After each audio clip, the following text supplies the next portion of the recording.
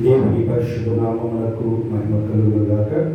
దేవుని నామానికి స్తోత్రాలు, వందనాలు చెల్లిస్తున్నాను. దేవుని వాక్యాన్ని ధ్యానం చేసుకున్నాము. పరిశుద్ధ గ్రంథము నుండి యెషయా గ్రంథము, పరిశుద్ధ గ్రంథము నుండి యెషయా గ్రంథము 55వ అధ్యాయము 3వ వచనాన్ని చదువుకున్నాం. 55వ అధ్యాయము 3వ వచనం చదువుకున్నాం. చెవి యొగ్గిన యొక్కకు రండి, మీరు వినిన యెడల మీరు బ్రతుకుదురు. నేను మీతో నిత్య నిబంధన చేసుకొను, దావీదునకు చూపిన శాశ్వత కృపను మీకు చూపుదును. చాలు. ప్రార్థన చూద్దాం. ప్రేమ కలిగిన తండ్రి, స్తోత్రాలు.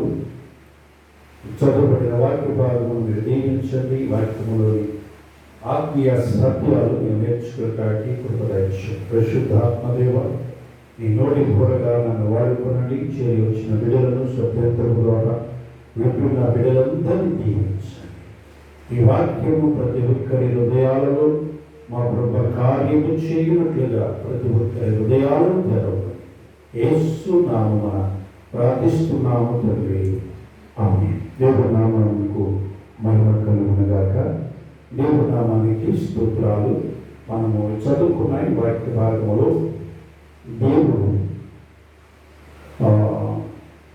ప్రజలను తన యొద్దకు పిలుస్తూ ఉన్నట్లుగా మనకి ఇక్కడ కనపడుతుంది.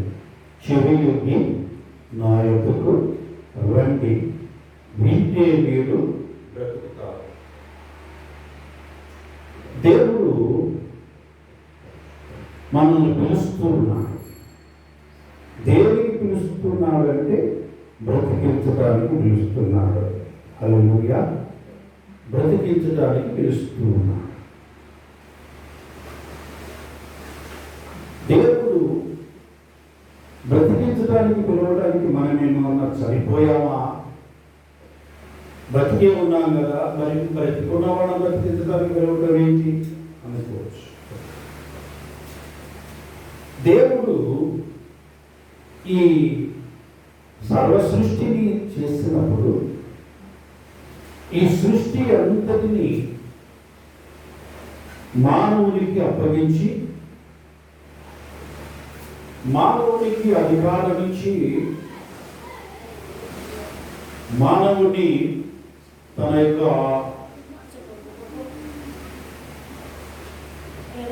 అధికారంలో మానవుని యొక్క అధికారంలో భూమి దేవుని చిత్త ప్రకారంగా దేవుని అధికారం కింద మానవుని పరిపాలనలో ఉండాలని దేవుడు మానవుడికి ఇచ్చాడు. అయితే మానవుడు దేవుని ఆజ్ఞను మీరి పాపము చేసినట్లుగా మానవుడు పాపం చేసినప్పుడు ఆదాముకు దేవుడు ఒక వాగ్దానం చేశాడు. నేను ఒక రక్షకుడిని నీకు అనుగ్రహిస్తాను, ఆయన వచ్చి నీ పాపము నుండి మిమ్మల్ని విడిపించి మిమ్మల్ని రక్షించి మిమ్మల్ని తిరిగి మరలా నా రాజ్యవారసులుగా చేస్తాడు అని వాగ్దానం చేశాడు. ఆ వాగ్దానం అలాగే నిలిచి ఉన్నది. అలాగే కొంతకాలం గడిచిపోయింది. మానవులు పాపం చేసి పాపం విస్తరించడం ద్వారా దేవుని కోపము మానవులపై రగులుకొనగా దేవుడు జలప్రళయంలో వారందరినీ ముంచివేసి అందరినీ నాశనం చేసి, అయితే ఆ జలప్రళయము నుండి నోవాహు కుటుంబాన్ని రక్షించి ఆ నోవాహు కుటుంబం ద్వారా మరలా భూమి మీద జనాంగాలను దేవుడు వృద్ధి చేశాడు.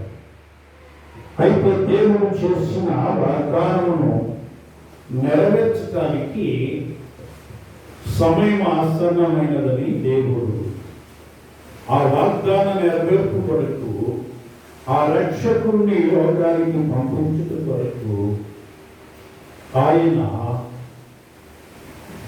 ఒక వ్యక్తిని ఏర్పాటు చేసుకున్నాడు. ఈ వ్యక్తి ఎవరంటే అబ్రహాం. అన్య జనాంగముల నుండి అబ్రహామును పిలిచాడు. దేవునికి స్తోత్రం. హల్లెలూయా. ఎక్కడ నుంచి పిలిచాడు? అన్య జనాంగముల నుండి పిలిచాడు. చాలా మంది తెలియక ఏమనుకుంటారంటే, కొంతమంది బైబిల్ వ్యతిరేకించేవాళ్ళు, క్రీస్తుని వ్యతిరేకించేవాళ్ళు కూడా ఈ ప్రశ్న వేస్తూ ఉంటారు. అబ్రహాము తన చెల్లెలను పెళ్లి చేసుకున్నాడు కదా, మీ బైబిల్లో ఇలాంటి వరుసవాయిలే పెళ్లిళ్ళు కూడా ఉంటాయి అని చెప్పి అంటున్నాడు. బైబిల్ ఎప్పుడు సత్యమే చెప్పదు. బైబిల్ సత్యాన్ని దాచిపెట్టు, అసత్యాన్ని దాచిపెట్టి ఎప్పుడు పైకి సత్యాన్ని బోధించేది కాదు బైబిల్. ఉన్నది ఉన్నట్లు బోధించేది బైబిల్. వాస్తవాన్ని గ్రహించాలి. అబ్రహాము దేవుడు పిలవక ముందు అబ్రహాము పెళ్ళయిందా? దేవుడు పిలిచిన తర్వాత పెళ్ళయిందా? అబ్రహామును దేవుడు పిలవక ముందే అబ్రహాము పెళ్ళైపోయింది. మరి ఇలా చెయ్యలను పెళ్లి చేసుకున్నామని ఎందుకు పిలిచారు అనంటే, అబ్రహాం ఆ దేశ సాంప్రదాయ ప్రకారం, ఆ అన్ని జనాంగంలో ఆ దేశ సాంప్రదాయ ప్రకారంగా ఆయన పెళ్లి చేసుకున్నాడు. వాళ్ళ సాంప్రదాయం ఏంటంటే, తండ్రి కూతురు చేసుకోవచ్చు కానీ తల్లి కూతురు చేసుకోకూడదు. అంటే తన తండ్రికి ఇద్దరు భార్యలు ఉంటే తన తల్లి కూతురు కాకుండా మరో భార్య కూతురు చేసుకోవచ్చు. అది వాళ్ళ ఆచారం. ఆ ఆచార ప్రకారంగా అబ్రహాం పెళ్లి చేసుకున్నాడు. కానీ దేవుని దగ్గరకు వచ్చిన తర్వాత దేవుడు పిలవక ముందే అబ్రహాం అన్యాచార ప్రకారంగా పెళ్లి చేసుకున్నాడు. ఇది గ్రహించాలి. అన్ని ఆచారం ప్రకారముగా ఆ పెళ్లి జరిగింది, దైవాచారం ప్రకారంగా జరగలేదు. రెండవది, అబ్రహాము ఎందుకు పిలిచాడు అంటే, అబ్రహాము దైవాశక్తి కలిగిన వాడు. దేవునికి స్తోత్రం. హల్లెలూయా. అతడు తన సాంప్రదాయ వారి ఆచార ప్రకారంగానే చెల్లెలు పెళ్లి చేసుకున్నాడు. కానీ అది నేరం ఘోరం అని చేసుకోలేదు. అతడు నేరం చేయలేదు. అలా ఆచారానికి లోబడ్డాడు. అయితే అతను దైవాశక్తి కలిగిన వాడు, దేవుని పట్ల ఆసక్తి కలిగిన వాడు, నిజ దేవుడిని తెలుసుకోవాలన్న ఆసక్తి ఉన్నవాడు కనుక దేవుడు అబ్రహామును పిలిచాడు. దేవుడికి స్తోత్రం. దేవుడు అబ్రహామును పిలిచిన తర్వాత అబ్రహాము చెల్లెలకు ఎక్కువ చెల్లెలను పెళ్లి చేసుకోలేదు. గమనించాలి. అబ్రహామును పిలిచి అబ్రహాముకు దేవుడు వాగ్దానం చేశాడు. ఏమని వాగ్దానం చేశాడు తెలుసా? నువ్వు ఎక్కడ తిరిగి ఇస్తాను సార్, నేను నీకు సహాయం చేస్తానని చెప్పలేదు. చూడండి, ఆదికాండము 17వ అధ్యాయము, ఆదికాండం 17వ అధ్యాయము మొదటి వచనం చూద్దాం. ఆదికాండము 17వ అధ్యాయం. అప్పుడు అబ్రహాము 99 ఏళ్ల వాడైనప్పుడు యెహోవా అతనికి ప్రత్యక్షమై, నేను సర్వశక్తి గల దేవుడను, నా సన్నిధిలో నడుచుచు నిందారహితుడవై ఉండుము. గమనించాలి. దేవుడు అబ్రహామును పిలిచి అబ్రహాముతో ఏమంటున్నాడంటే, నేను సర్వశక్తి కలిగిన దేవుణ్ణి, నీవు దైవాశక్తి కలిగిన వాడవై నిజ దేవుని తెలుసుకోవడానికి ప్రయత్నం చేస్తున్నావు కనుక నేను సర్వశక్తి కలిగిన దేవుడిని, నా సన్నిధిలో నువ్వు నడువు. ఏం చేయాలంట? నా సన్నిధిలో నువ్వు నడువు. నడుస్తూ చేసిన పని ఏంటంటే నిందారహితుడుగా ఉండు. దేవునికి స్తోత్రం. హల్లెలూయా. నిందారహితుడుగా ఉండు. నిందారహితుడుగా ఉంటే నేను నీకేం చేస్తానంటే ఇక్కడ ఒక నిబంధన చేస్తున్నాడు. నీవు నిందారహితుడుగా ఉండి ఉన్నట్లయితే నాకును నీకును మధ్య నిబంధనను నేను దేవునికి స్తోత్రం, హల్లెలూయా. నాకును నీకును ఒక నిబంధన చేస్తున్నా. మధ్య మన ఇద్దరి మధ్య ఒక నిబంధన చేస్తున్నా. నిబంధన అంటే అర్థం ఏంటి? నిబంధన అంటే అర్థం ఏంటంటే వడంబడిక. వడంబడిక అంటే ఇచ్చిపుచ్చుకునే అగ్రిమెంట్.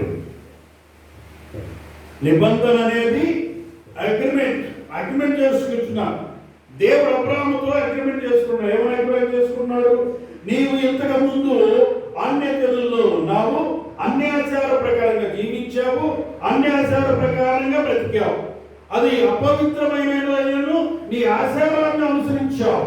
కానీ అది అపవిత్రమైనది కనుక ఆ అపవిత్రమైన ఆచారాలను విడిచి నన్ను వెంబడించు, నీవు నిందారహితుడుగా జీవించు. హల్లెలూయా. నువ్వు ఇలాగ జీవిస్తే నేను నీతో నిబంధన చేసుకుంటా. ఏమిటా నిబంధన అంటే నేను నిన్ను ఆశీర్వదిస్తా. హల్లెలూయా. ఏమిటా ఆశీర్వాదం అంటే ఈ లోక సంబంధమైన భూలోక ఆశీర్వాదములను గర్భమును ఆశీర్వదిస్తాను. నీకు 99 సంవత్సరాల వయసు వచ్చింది కదా, నీకు పిల్లలు లేరు కదా, నేను నీ గర్భమున నేను నీ కుమారునిస్తా. హల్లెలూయా. నీ సంతానమును నేను ఆశీర్వదిస్తా. నీ సంతానమును అనేకులకు ఆశీర్వాదకరంగా చేస్తా. నీ సంతానాన్ని బట్టి అనేకులు ఆశీర్వదించబడేలాగా చేస్తా. కనుక నీతో నేను నిబంధన చేసుకుంటున్నా. ఏమిటా నిబంధన అంటే నేను నిన్ను ఆశీర్వదిస్తాను, నిన్ను అభివృద్ధి చేస్తాను, నీకు సంతానాన్ని ఇస్తాను. నీ సంతానం ద్వారా భూలోకములోని ప్రతి మనుషుని ఆశీర్వదిస్తాను. నీవు అనేక జనాంగములకు తండ్రి అవుతువు. హల్లెలూయా. ఇది దేవుడు అబ్రహాముతో చేసిన నిబంధన. ఈ నిబంధన ప్రకారముగా ఈ ఒడంబడిక ప్రకారంగా అబ్రహాం ఎవరు ఉండాలి? నిందారహితుడుగా జీవిస్తూ దేవుని అమరించాలి. దేవుడు అబ్రహామును ఆశీర్వదించాలి. దేవుని స్తోత్రం. ఈ ఒడంబడిక ప్రకారంగా ఏం జరిగింది? అబ్రహాము దేవుని అమరించాడు, అబ్రహాము దేవుని నమ్మాడు, అబ్రహాము దేవుని అమరించాడు, నిందారహితుడుగా జీవించాడు. తద్వారా అబ్రహాముకు దేవుడు చేసిన వాగ్దానాన్ని దేవుడు నెరవేరుస్తూ వచ్చాడు. హల్లెలూయా. ఇది మొదట అబ్రహాముతో వాగ్దానముతో కూడిన నిబంధన చేశాడు. అయితే ఈ వాగ్దానంతో కూడిన నిబంధన మోషే వరకు కొనసాగుతూ రాగా, మోషే వచ్చిన తర్వాత అప్పటికి అబ్రహాము సంతానం విస్తరించింది, ఇజ్రాయేలు జనాంగం విస్తరించిపోయింది. అప్పుడు ఇజ్రాయేలు జనాంగానికి దేవుడు అబ్రహాముతో వాగ్దానం చేసిన ఆ వాగ్దాన దేశములో ప్రవేశింపబెట్టాలి. ఆ ప్రవేశింపబెట్టే సమయం వచ్చింది. 430 సంవత్సరాలు ఐగుప్తు దేశములో వారు బానిసలుగా ఉన్న తర్వాత వారిని వాగ్దాన దేశానికి తీసుకెళ్లే సమయం వచ్చింది. ఇప్పటి వరకు ఆ వాగ్దాన దేశానికి వెళ్ళలేదు. ఐగుప్తు దేశంలో ఉన్న ఇశ్రాయేలు ప్రజలు ఐగుప్తు దేశంలో ఉండి వీళ్ళు ఏం చేశారు? ఐగుప్తు ఆచారాలను అనుసరిస్తూ వచ్చారు. ఐగుప్తు ఆచారాలను అనుసరిస్తూ వచ్చారు. ఐగుప్తు ఆచారాల ప్రకారంగా అన్ని దేవతలను ఆరాధిస్తూ వచ్చారు. ఆ ఆచారాల ప్రకారంగా జీవిస్తూ వచ్చారు. అందుకు దేవుడు ఏం చేస్తాడంటే, మీరొక ప్రత్యేక జనాంగంగాను ఒక ప్రత్యేక దేశంలోనికి వెళుతున్నారు గనక ఇప్పుడు మీరు ఒక ప్రత్యేకమైన రీతిలో ఉండాలి. ఎందుకంటే మీ నుండి లోక రక్షకుడు రాబోతున్నాడు గనక మీరు ఒక ప్రత్యేకమైన జనంగా ఉండాలి అని ఇశ్రాయేలు ప్రజలతో మోషే ద్వారా దేవుడు ఒక నిబంధన చేశాడు. అదే మోషేతో చేసిన నిబంధన, దాన్ని పాత నిబంధన అంటారు. అది సీనాయి పర్వతంపై దేవుడు చేసిన నిబంధన. మోషేతో దేవుడు చేసిన నిబంధన, ఇశ్రాయేలు ప్రజలతో దేవుడు చేసిన నిబంధన. నిర్గమాకాండము 20వ అధ్యాయము 21, 22, 23 అధ్యాయాలు, 24 అధ్యాయాలు మనము చదివితే ఈ 4 అధ్యాయాల్లో ఏముంటుందంటే దేవుడు ఇశ్రాయేలు ప్రజలతో చేసిన నిబంధన, ఆ నిబంధన చేయడానికి వారికి ఇచ్చిన ఆజ్ఞలు, వారు ఆజ్ఞలను అనుసరించాలి, ఆ దేవుడిచ్చిన కట్టడలను అనుసరించాలి, దేవుడిచ్చిన ఆ ఆజ్ఞల ప్రకారంగా వారు నడవాలి.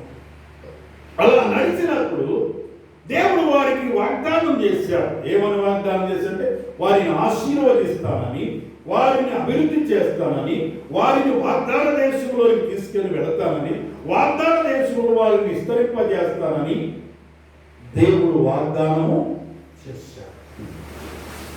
ఇప్పుడు ఇశ్రాయేలు ప్రజలతో దేవుడు ఒడంబడిక అంటే నిబంధన చేస్తూ ఉన్నాడు. గమనించండి, అబ్రహాముతో దేవుడు చేసిన నిబంధనకు గుర్తు ఒకటి ఉంది. ఈ ప్రతి నిబంధనకు గుర్తుంటుందండి. ఆ ఒడంబడిక కేవలము మాటలతో చేసిన ఒడంబడిక కాదు. ప్రతి నిబంధన, ప్రతి ఒడంబడిక రక్తముతో చేసినది. దేవునికి స్తోత్రం. అబ్రహాముతో చేసిన వాగ్దానానికి లేక అబ్రహాముతో చేసిన నిబంధనకు గుర్తుగా సున్నతిని దేవుడు నియమించాడు. సున్నతిని అంటే ఏంటంటే సున్నతి చేసినప్పుడు రక్తం చిందించబడుతుంది. రక్తముతో నిబంధన. ఇప్పుడు ఇశ్రాయేలు ప్రజలతో నిబంధన, ఆ నిబంధన చేసినప్పుడు మోషే 24వ అధ్యాయము 5వ వచనం నుండి మనం చూసినట్లయితే 24వ అధ్యాయం నిర్గమాకాండము 24వ అధ్యాయములో 5వ వచనం నుండి చూస్తే అక్కడ ఒక బలి అర్పించబడుతుంది. పంపగా వారు దహన బలులను అర్పించి యెహోవాకు సమాధాన బలులను వధించి, అప్పుడు మోషే వాటి రక్తంలో కొంత తీసుకుని బలిపీఠం మీద ప్రోక్షించి అతడు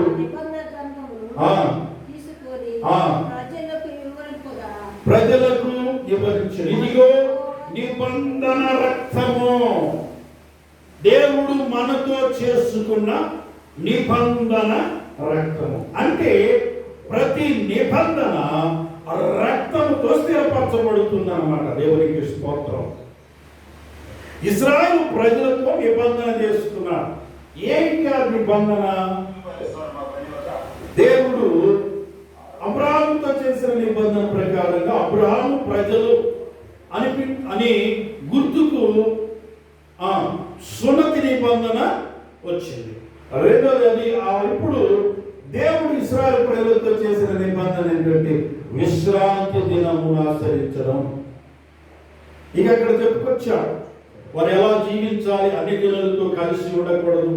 10 ఆజ్ఞలు ఇచ్చాడు. ఆ 10 ఆజ్ఞల్లో విగ్రహారాధన చేయకూడదు, తల్లిని తండ్రిని సన్మానించాలి, విశ్రాంతి దినాన్ని ఆచరించాలి, నేనే దేవుని కనుక నన్ను తప్ప వేరొకరిని పూజించకూడదు అని, దొంగతనం చేయకూడదని, వ్యభిచారం చేయకూడదని, పొరుగువాన్ని దోసుకోకూడదని, ఇలాగా దేవుడు ఆజ్ఞను ఇచ్చారు. ఆ ఆజ్ఞలు ఇచ్చి మీరు ఈ ఆజ్ఞలను అనుసరించి నడిచినట్లయితే నేను నిన్ను సమస్త జనుల కంటే నిన్ను గొప్పగా చేస్తాను అని దేవుడు వాగ్దానం చేశాడు. చూడండి, దేవుడు వారి మధ్య ఒడంబడిక కలిగింది. ఏమిటా ఒడంబడిక? అక్కడ ప్రజలు కూడా ఒప్పుకుంటారు. మన కిందకు వస్తే ప్రజలు కూడా ఒప్పుకుంటారు. మేము దేవుని నిబంధన ప్రకారముగా దేవుని చిత్తానికి లేక దేవుని ఆజ్ఞలను అనుసరించడానికి మమ్మల్ని మేము సమర్పించుకుంటున్నాము, మేము అలాగే నడుస్తామని చెప్పి ప్రజలు తీర్మానం చేస్తారు. అంటే ఇప్పుడు దేవునితో ప్రజలు కలిసి నిబంధన చేసుకున్నారు, ఒడంబడిక చేసుకున్నారు. దేవా, నీవు చెప్పినట్టు మేము నడుచుకుంటాము అని ఒడంబడిక చేసుకున్నారు. దేవుడు అంటున్నాడు, నేను చెప్పినట్టు మీరు నడుచుకుంటే నేను మిమ్మల్ని గొప్పగా ఆశీర్వదిస్తాను అని దేవుడు వారితో వాగ్దానం చేశాడు. ఇప్పుడు దీనికి గుర్తుగా ఏం చేశాడు? బలిని ఇచ్చాడు. దానికి గుర్తుగా, ఈ నిబంధనకు గుర్తుగా దేవుడు ధర్మశాస్త్రం ఇచ్చాడు. దేవునికి స్తోత్రం. ఇశ్రాయేలు అబ్రాహాము వారితో చేసిన నిబంధనకు గుర్తుగా సున్నతినిస్తే, ఇశ్రాయేలు ప్రజలతో చేసిన నిబంధనకు గుర్తుగా ఏమిచ్చాడు? ధర్మశాస్త్రాన్ని ఇచ్చాడు. ఈ ధర్మశాస్త్రం ఎవరికి? ఈ ధర్మశాస్త్రం ఎవరికి? ఇశ్రాయేలు ప్రజలకు మాత్రమే. తగ్గిమాళ్ళకి ఎవరికి లేదు, దాంతో సంబంధం లేదు. ఇశ్రాయేలు ప్రజలకు మాత్రమే. వారే ఒక ప్రత్యేక జనాంగంగా ఉండాలి అని దేవుడు నిర్ణయించి వారికి మాత్రమే ఇచ్చాడు. ఎవరు దాన్ని అనుసరించాల్సిన అవసరము లేదన్నమాట. ఇక చివరిగా దేవుడు చేసిన నిబంధనల్లో చివరి నిబంధన ఏంటంటే, చివరి నిబంధన క్రొత్త నిబంధన. క్రొత్త నిబంధన ఇది క్రీస్తు సంఘముతో చేసిన నిబంధన. హల్లెలూయా. క్రీస్తు సంఘముతో చేసిన నిబంధన. లూకాసు సువార్త 22వ అధ్యాయం 19-20 వచనాలలో ఆయన తను అప్పగింపబడు రాత్రి ఒక రొట్టెని ఎత్తుకొని దాన్ని ఆశీర్వదించి దాన్ని విరించి వారికి ఇచ్చి, ఇది మీ కొరకైన నా శరీరము, నన్ను జ్ఞాపకం చేసుకున్నట్టుగా దీనిని చేయడం చెప్పాడు. అయితే ఆయన తన రక్తాన్ని ఆ రసాన్ని తీసుకుని దాన్ని ఆశీర్వదించి వారితో అంటున్నాడు, ఇదిగో ఇది నా రక్తము వలనైన క్రొత్త నిబంధన. రక్తముతో నేను క్రొత్త నిబంధన, నా రక్తముతో నిబంధన చేస్తున్నా. హల్లెలూయా. ఇప్పుడు అబ్రహాము నిబంధన, అబ్రహాముతో చేసిన నిబంధనను అబ్రహాము సున్నతి ద్వారా చిందించబడిన రక్తంతో చేయబడింది. ఇశ్రాయేలుతో చేసిన నిబంధన దహన బలి పశువు రక్తముతో స్థిరపరచబడింది. ఇప్పుడు సంఘముతో దేవుడు చేసిన నిబంధన ఆయన రక్తముతోనే స్థిరపరచబడినది. హల్లెలూయా. అంటే పైన చెప్పిన ధర్మశాస్త్రముతో వాగ్దానముగా ఆ నిబంధన గుర్తుగా ఇచ్చాడు. సున్నతిని అబ్రహాము నిబంధనగా గుర్తుకిచ్చాడు. కానీ ఇప్పుడు మనకు పరిశుద్ధాత్మను నిబంధనకు గుర్తుగా ఇచ్చాడు. దేవునికి స్తోత్రం. హల్లెలూయా. క్రొత్త నిబంధనకు గుర్తు ఏంటంటే, క్రొత్త నిబంధనకు గుర్తు ఏంటంటే పరిశుద్ధాత్ముడు. క్రొత్త నిబంధనకు గుర్తుగా మనస్సాక్షి. ప్రభు ఇప్పుడు మీరు అది చేయండి, నేను ఇది చేస్తానని చెప్పలేదు. ఆయన చెప్పిన మనకిచ్చిన ఈ ఒడంబడికలో మనకిచ్చింది ఏంటంటే, మీరు నా యందును మీరు చేయండి, నా మాటలు మీ యందుంటే నేను మిమ్మల్ని ఆశీర్వదిస్తాను, నేను మిమ్మల్ని మరణంలో నుండి జీవములోనికి దాటిస్తాను, నేను మిమ్మలను దేవుని రాజ్య వారసులను చేస్తాను, నేను మీ కొరకు సిద్ధపరచు రాజ్యములో ప్రవేశపెడతాను.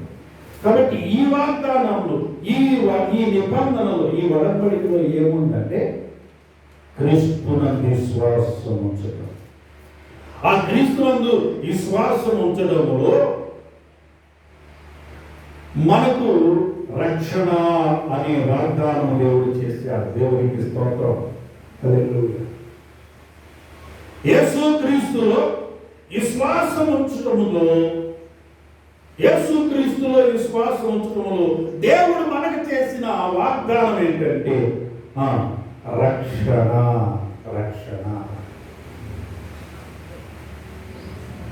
ఈ నిబంధనకు గుర్తేంటంటే పరిశుద్ధాత్ముడు.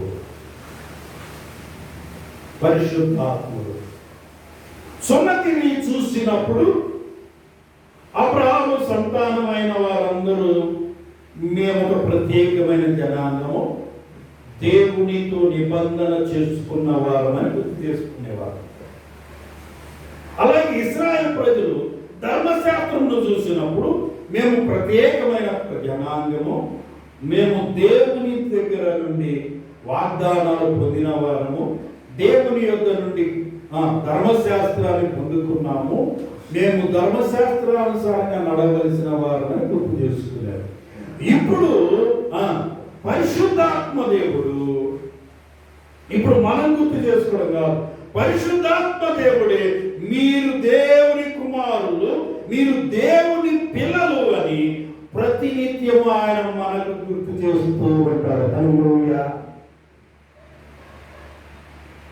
పరిశుద్ధాత్ముడు మనతో ఉండి, మనలో ఉండి, ఇప్పుడు పరిశుద్ధాత్ముడు ఏం చేస్తున్నాడంటే ఈ కొత్త నిబంధనకు గుర్తుగా ఉన్న పరిశుద్ధాత్ముడు మనల్ని ఏం చేస్తారంటే మీరు దేవుని పిల్లలు అని సాక్ష్యం ఇస్తారు. మీరు దేవుని ప్రతినిత్యం, ప్రతి సందర్భములో, ప్రతిసారి మాట్లాడే ప్రతి మాటలోనూ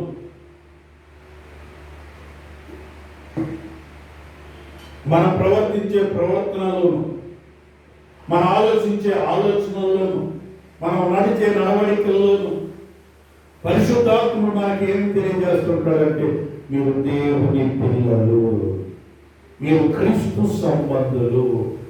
అంటే ఏంటి? ఎందుకు గుర్తు చేస్తున్నారంటే క్రీస్తు సంబంధులు అంటే పరిశుద్ధులు, నెమ్మదిగా ఉండేవారు, సహించేవారు, ఓర్చుకునేవారు, ప్రేమించేవారు, దయ చూపేవారు అని గుర్తు చేస్తున్నారు. ఎందుకంటే క్రీస్తు దయ చూపించినవాడు, ప్రేమించినవాడు, కృప చూపినవాడు, ప్రాణం పెట్టినవాడు.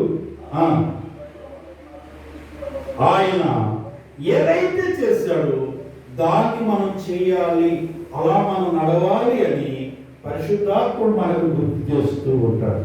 కనుక పరిశుద్ధాత్ముడు మనకు గుర్తు చేస్తూ ఉన్నాడు అంటే ఇప్పుడు మనం ఏం చేయాలా? ఆయన ఏ విషయములో మనల్ని గర్దిస్తున్నాడో, ఏ విషయములో మనకు ఏ విషయాన్ని అయితే ఆయన మనకు తెలియజేస్తున్నాడు, ఆ విషయంలో జాగ్రత్తగా మనం నడుచుకోవలసిన వారమై ఉన్నాం. ఎందుకంటే ఆ నిబంధనకు గుర్తును మీరితే శిక్షార్హులు అవుతారు. ఇప్పుడు సున్నతికి అబ్రహాము చేసిన నిబంధనకు గుర్తు సున్నతి. సున్నతి లేనివాడు ఆ జనాంగంలోంచి కొట్టివేయబడతాడు. సున్నతి ఉన్నవాడే లెక్కలోకి వస్తాడు, కానీ సున్నతి లేనివాడు లెక్కలోకి రాడు. అబ్రహాము సంతానంగా లెక్కించబడతాడు. అలాగే ధర్మశాస్త్రాన్ని నెరవేర్చేవాడే ఇశ్రాయేలు ప్రజలలో లెక్కించబడతాడు. ధర్మశాస్త్రానికి వ్యతిరేకంగా నడిచిన వాడు కొట్టివేయబడతాడు. అలాగే పరిశుద్ధాత్మకు ఇప్పుడు నిబంధన, కొత్త నిబంధనకు గుర్తుగా ఉన్న పరిశుద్ధాత్ముడికి లోబడి పరిశుద్ధాత్ముడి నడిపింపులో నడిచేవాడే నిలిచి ఉంటాడు. పరిశుద్ధాత్మ నడిపింపును వ్యతిరేకించేవాడు కొట్టివేయబడతాడు. కాబట్టి ప్రియ సహోదరుడా, సహోదరి, దేవుడు అంటున్నాడు, నేను నీతో నిత్య నిబంధన చేస్తాను. దావీదుకు చూపిన శాశ్వత కృపను నేను మీకు చూపిస్తాను. చెవి యొక్కి నా యొద్దకు రండి, మీరు వింటే బ్రతుకుతారు. మనం వింటే బ్రతుకుతాం, వింటే బ్రతుకుతాం.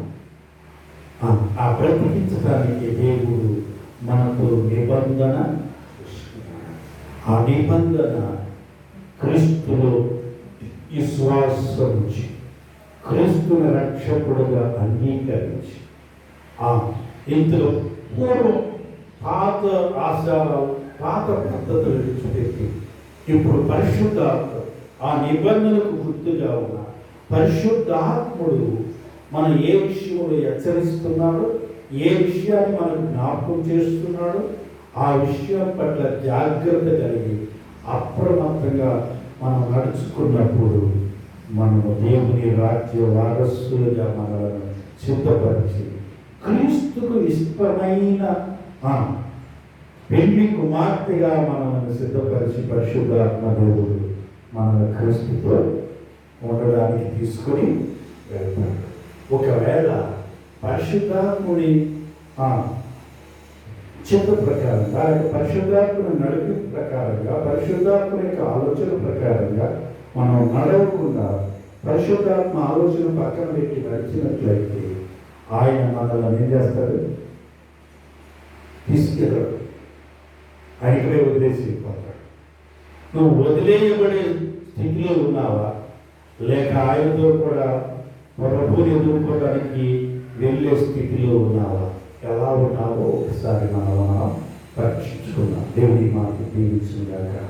ప్రార్థన చేద్దాం. ప్రేమ కలిగి ప్రకటిస్తున్నాం. ఎవరి కాలం మీ ఆరాధనలో మాతో మీరు మాట్లాడిన ప్రతి మాటను బట్టి నేను స్తుతిస్తున్నా. ప్రభా, ఇన్న వాక్యాన్ని బిడ్డల హృదయాల్లో భద్రపరచు. మీరు చేసిన నిబంధనను మా ప్రభా మేము అనుసరించి నడుచుటకు కృప దయచేయండి. ఆ నిబంధన మేరకుండా మీ సన్నిధిలో మీ రాజ్య వారసులుగా ఎదిగే వాక్యం దయచేయండి. యేసు నామమున ప్రార్థిస్తున్నాము తండ్రి. ఆమేన్.